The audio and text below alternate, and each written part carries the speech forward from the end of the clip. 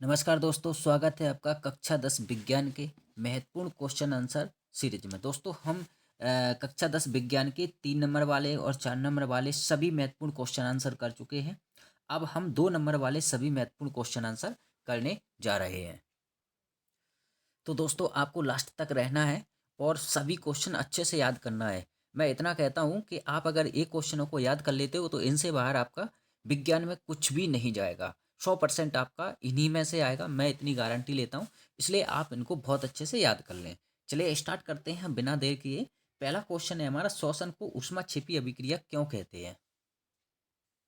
इसका आंसर है दोस्तों, जी परीक्षा अध्ययन है, मैं इसमें से इसका आंसर करवा रहा हूँ। तो आप चाहो तो अगर आपके पास परीक्षा अध्ययन है तो उसमें से आंसर कर सकते हो, अन्यथा आप इसमें से आंसर लिख सकते हो। ठीक है। श्वसन एक मंद दहन ऑक्सीकरण की अभिक्रिया है जिसमें कार्बन डाइऑक्साइड जलवाष्प एवं एटीपी के रूप में ऊष्मा ऊर्जा निकलती है, इसलिए इसे ऊष्माक्षेपी अभिक्रिया कहते हैं। दूसरा है, वायु में जलाने से पूर्व मैग्नीशियम रबर को साफ क्यों किया जाता है? इसका आंसर है आपके सामने। मैग्नीशियम रिबन के ऊपर एक धुंधली मैग्नीशियम ऑक्साइड आरक्षक परत जम जाती है, उसे हटाने के लिए वायु में जलाने से पूर्व मैग्नीशियम रिबन को साफ किया जाता है, क्योंकि वह आरक्षी परत मैग्नीशियम को ऑक्सीजन से क्रिया करने से रोकती है। अगला क्वेश्चन है, लोहे की वस्तुओं पर हम पेंट क्यों करते हैं? तो इसका आंसर है, लोहे की वस्तुओं को क्षरण से बचाने के लिए हम उनको पेंट करते हैं, जिससे वे नमी के संपर्क में ना आए। यानी कि लोहे को जो हम क्या है कि जब अक्सर हम वार्निश वगैरह से पोत देते हैं, पेंट से पोत देते हैं, जिससे वो उसमें जंग ना लगे। ओके। तेल एवं वसायुक्त पदार्थों को नाइट्रोजन से प्रभावित क्यों किया जाता है? इसका आंसर है, तेल एवं वसायुक्त खाद्य सामग्री वायु या ऑक्सीजन के संपर्क में अधिक समय तक रहने पर उपचायित होकर अपना स्वाद एवं गंध बदलकर विकृत गंधित हो जाते हैं, इसलिए उन्हें नाइट्रोजन जैसे कम सक्रिय गैसों से प्रभावित किया जाता है। क्वेश्चन नंबर 5 है, संचारण तथा विकृत गंधता को समझाइए। इसका आंसर है, संचारण जब लोहे या लोहे जैसे पदार्थों से बनी वस्तुएं अपने आसपास अम्ल, आर्द्रता, नमी आदि के संपर्क में आती हैं तब वे संक्षारित हो जाती हैं। इस प्रक्रिया को संचारण कहते हैं।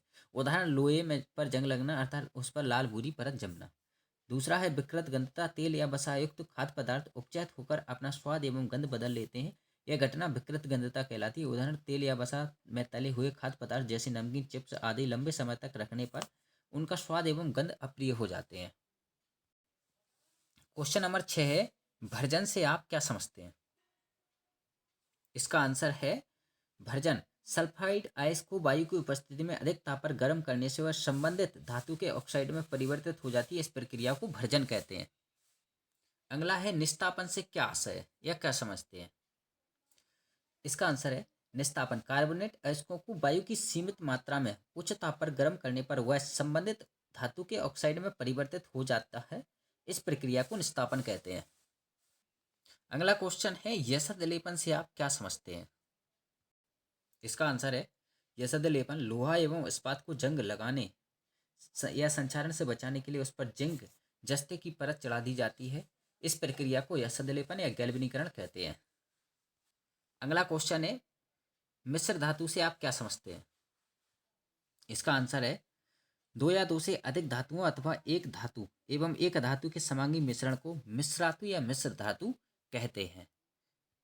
अगला क्वेश्चन नंबर 10 है, सोडियम को केरोसिन में डुबोकर क्यों रखा जाता है? इसका आंसर है, सोडियम धातु वायुमंडल की नमी, आर्द्रता के प्रति अति क्रियाशील होती है, इसलिए इसे केरोसिन में डुबोकर रखा जाता है ताकि यह नमी के संपर्क में ना आ सके। नेक्स्ट क्वेश्चन है, निम्न को परिभाषित कीजिए। खनिज, अयस्क, गैंग, ध्वनिक। इसका आंसर है, सबसे पहले एक खनिज पृथ्वी से प्राप्त वे प्राकृतिक पदार्थ जिनमें धातुएं या उनके यौगिक किसी न किसी रूप में समाहित होते हैं, खनिज कहलाते हैं। नंबर 2, अयस्क ऐसे खनिज जिनसे धातुओं का आसानी से तथा लाभदायक तरीके से निष्कर्षण किया जा सकता है, अयस्क कहलाते हैं। नंबर 3, गैंग अयस्क में उपस्थित व्यर्थ पदार्थ, रेत, मिट्टी आदि रंग गैंग कहलाते हैं। ध्वनिक, ध्वनिक का आंसर देता हूं मैं। ध्वनिक सोनोरस वे धातुएं किसी कठोर सतह से टकराती हैं तो ध्वनि उत्पन्न करती हैं, उन धातुओं को ध्वनिक या सोनोरस कहते हैं।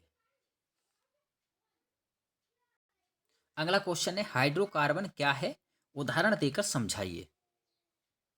इसका आंसर है, हाइड्रोकार्बन ऐसे कार्बनिक यौगिक जो केवल कार्बन एवं हाइड्रोजन से मिलकर बने होते हैं, हाइड्रोकार्बन कहलाते हैं, जैसे मैथिन CH4, ethane C2H6, ethene C2H4, ethyne C2H2 एवं बेंजीन C6H6। इनमें दोनों में कार्बन और हाइड्रोजन है। ओके, तो ऐसे पदार्थों को अब हाइड्रोकार्बन कहते हैं। क्वेश्चन नंबर 13 है, प्रतिस्थापन अभिक्रियाएं किन्हें कहते हैं? इसका आंसर है, प्रतिस्थापन अभिक्रियाएं जब किसी कार्बनिक यौगिक से एक हाइड्रोजन परमाणु को विस्थापित करके कोई विषम परमाणु या परमाणुओं का समूह उसके स्थान को ग्रहण कर लेता है, तो ऐसी अभिक्रियाएं प्रतिस्थापन अभिक्रियाएं कहलाती हैं। एस्टीकरण अभिक्रियाएं किन्हें कहते हैं? इसका आंसर है, एस्टीकरण अभिक्रियाएं कार्बनिक अम्ल एवं एल्कोहल भी अभिक्रिया के फलस्वरूप जल के अतिरिक्त बनने वाले पदार्थ एस्टर कहलाते हैं तथा उनके बनने की यह अभिक्रिया एस्टीकरण अभिक्रिया कहलाती हैं। क्वेश्चन नंबर 15 है, प्रकाश संश्लेषण के लिए आवश्यक कच्ची सामग्री पौधा कहाँ से प्राप्त करता है? इसका आंसर है, प्रकाश संश्लेषण के लिए पौधा जल मृदा से तथा कार्बन डाइऑक्साइड वायुमंडल से एवं ऊर्जा सौर प्रकाश से प्राप्त करता है। क्वेश्चन नंबर 16 है, पाचक एंजाइम का क्या कार्य है? इसका आंसर है, पाचक एंजाइम जटिल कार्बनिक पदार्थों को सरल पदार्थों में परिवर्तित करने में सहायक होते हैं। एक कार्बोहाइड्रेट से ग्लूकोज में, वसा को बसीय अम्लों में तथा प्रोटीनों को अमीनो अम्लों में परिवर्तित करके भोजन का पाचन करते हैं। क्वेश्चन नंबर 17 है, मनुष्य में ऑक्सीजन एवं कार्बन डाइऑक्साइड का परिवहन कैसे होता है? इसका आंसर है, मनुष्य में ऑक्सीजन एवं कार्बन डाइऑक्साइड का परिवहन मनुष्य के रक्त की लाल रक्त कणिकाओं में उपस्थित लाल वर्णक हीमोग्लोबिन द्वारा होता है। क्वेश्चन नंबर 18 है, भोजन में पाचन लार की क्या भूमिका है? इसका आंसर है, मुंह में स्थित लार ग्रंथियों से लार निकलकर चबाए हुए भोजन में मिलकर इसे चिकना तथा लसलसा बना देती हैं, जिससे यह भोजन नली में आसानी से फिसल सकता है। इसे अधिक महत्वपूर्ण यह है कि लिए लार में उपस्थित एंजाइम एमाइलेज मंड के जटिल अणुओं को शर्करा में खंडित कर देती है, जो मंड की अपेक्षा काफी सरल अणु होते हैं। इस तरह लार भोजन के पाचन में अहम भूमिका निभाती है। क्वेश्चन नंबर 19 है हमारा, हमारे शरीर में हीमोग्लोबिन की कमी के क्या परिणाम हो सकते हैं?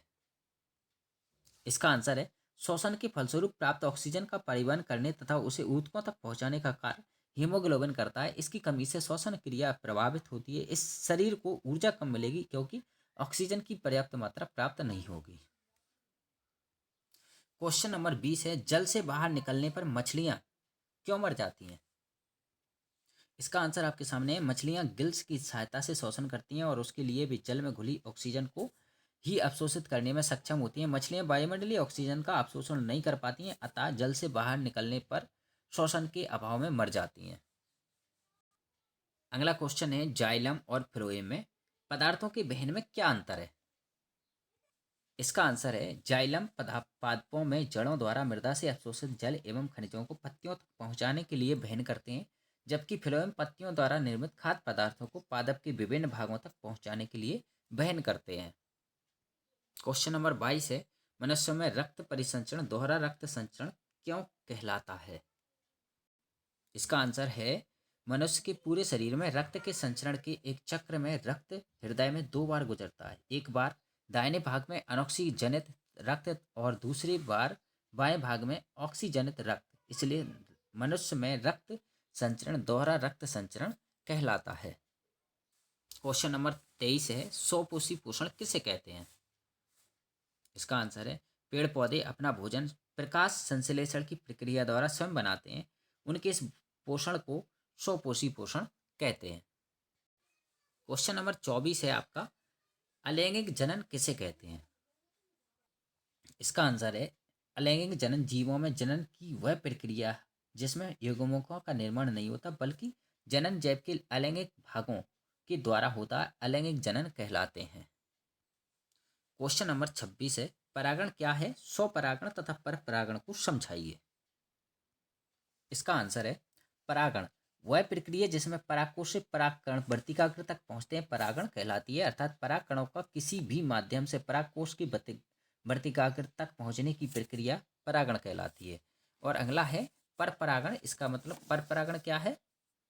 स्वपरागण जब किसी एक पुष्प के पुंकेसर परागकोश से परागकण उसी पुष्प की स्त्री केसर के वर्तिकाग्र की पर पहुंचते हैं तो परागण की यह प्रक्रिया स्वपरागण कहलाती है। और परपरागण है जब एक पुष्प के परागकोश से परागकण दूसरे पुष्प की वर्तिकाग्र तक किसी भी माध्यम की सहायता से पहुंचते हैं तो परागकण की यह प्रक्रिया परपरागण कहलाती है। क्वेश्चन नंबर 25 का मैंने आंसर नहीं बताया शायद। द्विखंडन क्या है तथा बहुखंडन क्या है? ये आंसर है आपका। एक द्विखंडन पहले एक कोशिकीय जीवों में कोश का विभाजन द्वारा दो बराबर भागों में विभक्त हो जाती है तथा प्रत्येक भाग एक नए जीव को जन्म देता है। इस प्रक्रिया को द्विखंडन कहते हैं। और बहुखंडन कुछ एक कोशीय जीवों में एक कोश का अनेक संतति कोशिकाओं में एक साथ विभाजित हो जाती है तथा अनेक नव जीवों को उत्पन्न करती है। यह प्रक्रिया बहुखंडन कहलाती है। अगला क्वेश्चन नंबर 27 है, एक लिंगी पुष्प को समझाइए। अगला क्वेश्चन है, इसका आंसर है सॉरी, एक लिंगी पुष्प को परिभाषित कीजिए। वह पुष्प जिसमें केवल एक ही जननांग अर्थात नर जननांग पुंकेसर पुमंग अथवा मादा जननांग स्त्रीकेसर जायंग होता है एक लिंगी पुष्प कहलाता है। क्वेश्चन नंबर 28 है, ऋतुस्राव या रजोधर्म किसे कहते हैं? इसका आंसर है ऋतुस्राव या रजोधर्म अंड के निषेचन न होने की अवस्था में गर्भाशय की दीवारों पर जमी मांसल परत धीरे धीरे टूटकर योनि मार्ग से रुधिर एवं म्यूकस के रूप में निष्कासित होती है। इसे ऋतुस्राव या रजोधर्म कहते हैं। क्वेश्चन नंबर 29 है, यौवना आरंभ के समय लड़कियों में कौन से परिवर्तन दिखाई देते हैं? इसका आंसर है कांख और जांघों के मध्य जननांगी क्षेत्र में बालकुछ निकल जाते हैं।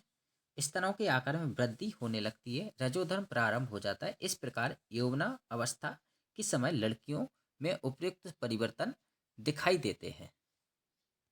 क्वेश्चन नंबर 30 है, आनुवांशिकता क्या है, लक्षण लिखिए। इसका आंसर है आनुवांशिकता जीवधारियों में पीढ़ी दर पीढ़ी विभिन्न लक्षणों का संचरण आनुवांशिकता कहलाता है तथा ये लक्षण आनुवांशिक लक्षण कहलाते हैं।